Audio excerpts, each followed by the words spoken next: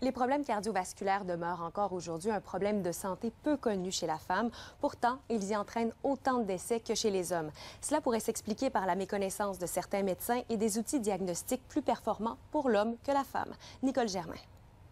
Ça va bien aujourd'hui? Il y a 7 ans, Nancy Laflamme a reçu un mauvais diagnostic après avoir consulté à quelques reprises pour des douleurs à la poitrine.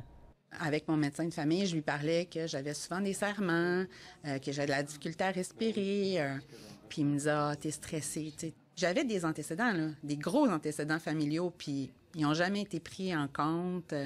Un an plus tard, en 2012, elle a dû se présenter d'urgence dans un hôpital régional, victime d'un infarctus. Je suis arrivée à l'hôpital, encore là, plus ou moins prise au sérieux, au triage, en me disant que c'était probablement une crise d'angoisse. Mais après les prises de sang, après l'électrocardiogramme, ça a été très rapidement. On m'a transféré ici à l'hôpital Laval. C'est un mal qui est méconnu, qu'on commence à mieux connaître depuis une dizaine d'années. Longtemps, on a cru que les maladies cardiovasculaires étaient le lot des hommes.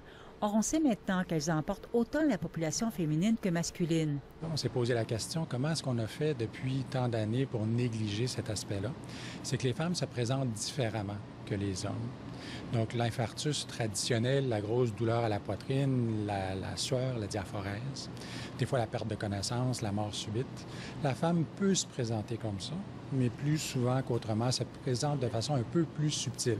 Plus dans la douceur, plus un malaise avec de l'essoufflement, l'impression de faire plus d'indigestion. Par ailleurs, certains outils de dépistage, utilisés généralement dans les cliniques, ne sont pas aussi performants chez la femme à cause des différences biologiques, un autre facteur qui peut expliquer le sous-diagnostic. On a un grand travail d'éducation à faire pour que les femmes reconnaissent que la maladie cardiovasculaire, c'est la cause numéro 1 de mortalité prématurée chez les femmes. Lorsque les symptômes, aussi inhabituels qu'ils soient, se présentent, de consulter. Ici Nicole Germain, Radio-Canada, Québec.